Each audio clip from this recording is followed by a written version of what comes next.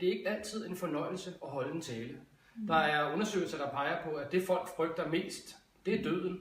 Og lige efter det, så kommer det at tale i offentlige forsamlinger. Og det er det, vi prøver at arbejde med på det her kursus, hvor vi faktisk prøver at finde nogle redskaber, som gør det overkommeligt at begynde at holde taler. Det kan man lære. Det er et håndværk.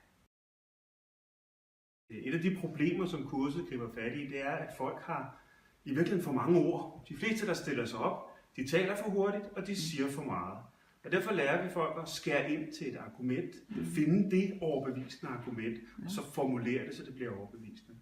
Og en af hovedpointerne, det er, at du skal ikke fortælle folk alt det, du gerne vil have, de skal vide. Du skal fortælle dem det ene ting, som de skal huske bagefter.